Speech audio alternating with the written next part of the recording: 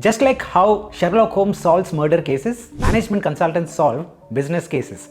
The business problems such as, hey, how can I improve the revenues of a particular company? How can I increase the profitability? Is this a good investment decision versus not? And when companies have these kind of problems, they come out to management consultants and try to get their support in solving these problems. And hence consultants solve the problems and provide recommendations. Now, these cases are something which consultants solve on a day-to-day basis. And hence, when they try to interview candidates and hire candidates, they also give case questions. In this video, we'll talk about what are case interviews, what are the different types of case interviews, what are the formats, and what are the things that you need to do to actually get better at case solving. You might ask me, hey Pavan, how do you know these things? Well, I myself have worked at Mckinsey, one of the management consulting firms, for about 8 years, and also I interviewed 100 plus candidates in their case interviews. So I have seen some trends on what works well for certain candidates and what doesn't work for certain candidates. So let's get started with what's the format. Every case interview is typically scheduled for 20 to 30 minutes. And in the start itself, you are given a problem statement. For example, Swiggy is not able to predict the customer delivery times appropriately and hence facing a lot of issues. How can you resolve that problem? Well, this could be the problem statement that you get in the first 2 minutes, and then the next 5 minutes you are going to break down the problem into smaller pieces. Then you will either get the data or you will ask for some data to continue doing analysis. And finally, you will come up with your own recommendations.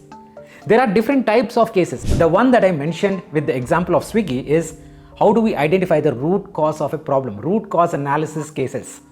The second type could be profitability case. How can you help a company improve their profits? The third could be a growth case. How do you increase the revenues of a particular company? The fourth could be mergers and acquisition. How do you decide on a specific investment? Is this the right investment versus not? The fifth could be market entry case. Is this the right geography to enter? Is this the right product to launch? Should we even enter the geography versus not? The sixth is typically a social impact or a not-for-profit case. And these are pretty abstract cases to start with, and these are very high in terms of complexity. Now, you might say, hey Pavan, I don't have to bother about this. I already have a case book. I'll go through these case books. I'll identify what are the 10-15 frameworks, and then I will solve these problems. Unfortunately, that's not going to work because these companies, McKinsey, BCG, Bain, Kearney's, any of these consulting companies, they are now trying to come up with these case questions which don't fall into any of these frameworks, pre-existing frameworks. So fundamentally, you need to be good at solving cases. And what does it mean to be good at solving cases? So let's get started with the same example once again, Swiggy. How can Swiggy get better at predicting the right delivery times for the customer? So if we have this problem statement in our case interview, the first step is to break down this problem statement into smaller pieces. Let's say in the case of Swiggy, it could be the issue could be with the restaurant itself. Restaurants might be committing to faster deliveries, but they are not able to even fulfill their promise. Then the problem could be with the delivery executive itself. The delivery executives are getting stuck in the evening traffic hours. Or the third could be with the customers. The customers are these days living in big gated societies, and the estimated time is only till the delivery executive reaches the main society gate.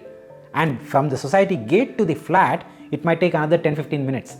So you never know where the problem lies. And hence, when you are first trying to break down the problem statement, you need to make sure that you are covering all possible aspects. I'm deliberately missing out on one potential problem area in the Swiggy case. Why don't you go ahead and tell me in the comments box what that particular problem area could be while understanding Swiggy's delivery timeline issues. Now, you might again say, hey Pavan, I do not have this skill at all. How do I improve on this specific skill? Well, there are 3 ways in which I will recommend. The first one is you need to get started with reading articles. There is absolutely no shortcut to this. Reading these articles will help you understand what are some of the ways in which authors break down these individual problem statements. Mckinsey Quarterly is a fantastic source to get started. Take this individual article for example. In this article, the author is talking about what are the 5 strategies they can adopt for breaking down that stigma related to mental health in the workspace. And the strategies that the author is talking about are conducting trainings, then setting up right policies, and the third one being punishing the bad behavior and rewarding the good behavior. You read more and more such articles, you will start understanding how to break down these problem statements. The second way you can develop this particular skill is actually working on a real life problem statement, just like any consultant does. And working through that example can help you build the fundamental skill set. One of the places where you can solve a real problem is Blue Chapter Management Consulting Experience Program, which I personally lead.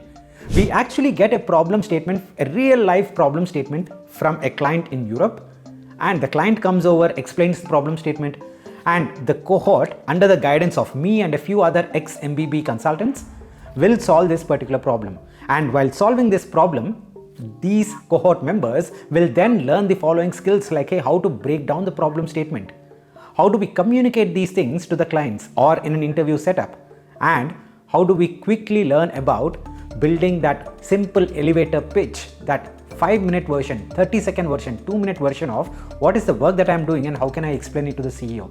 These are some of the skills that you learn by actually doing them through this particular program. The third way in which you can develop this is actually going and solving these cases. There are more than 35 plus free cases that are available on the internet. These cases are written by McKinsey, BCG, Bain, Kearney's, Dalberg, some of the best companies out there. And you need to pick these cases and start solving them by yourself. And after solving 5 to 10 cases, you go ahead and pick up that right peer network. It could be your colleagues at workplace, or they could be somebody from your college. You have to have somebody who has similar aspiration of breaking that consulting interview. And once you guys get together, as you start solving cases together, you will realize what are the issues that other person is committing and you don't commit the same issues. This is a very, very, very powerful way. Now, once you do these 3 things, you will start to realize how you can develop that skill of breaking a problem statement into multiple pieces. Well, this is a difficult skill to acquire, absolutely no question about that, but the benefits are way beyond just cracking a consulting interview. It goes into interviews, and also it can help you communicate your point better to your senior leadership in your firms. So do not ignore this. Let this become a muscle memory for you. And finally, there are 2 other things which we did not talk about. That is, how do you analyze data? I'm giving a quick reference to one of the videos that I made previously, how you can solve graphs and charts specific to management consulting interview questions. This video should help you figure that part 2 of the interview. The final part, recommendation, depends on your entire journey so far. How do you break down the problem statement? What are the analysis results? How do you combine them to come up with the final recommendation? This entire case interview rests on the first 5 minutes itself, how you break the problem statement. I'm giving you a link to one more video where I gave 5 specific tips on the ways in which you can handle the case interview itself. Please do not ignore that. Now, to summarize, take a step back. These are the things that we discussed. Number 1, the format of the interview is 20 minutes, starts with a problem statement, breaking down of the problem statement, then getting into data analysis, and finally giving recommendation. The second part, what we discussed, is the different case types. The third part is how do you get better at it, solving cases. 3 ways. Start with reading articles. That is definitely a no-brainer. McKinsey Quarterly is a great source for that. The second way is going and looking into the Blue Chapter Management Experience Program. That is learning by doing. The third way is building your own peer network, whether it could be your colleagues, classmates, whoever it is, doesn't matter, somebody who shares similar aspirations. And finally, please understand that this is not just about cracking the interview, but this has long-term benefits in your career. I hope you understand and you like the video. Please do let me know if you have any questions, and I will make part 2 of this depending on the questions that I see in the comments box. Take care guys. See you again. Bye bye.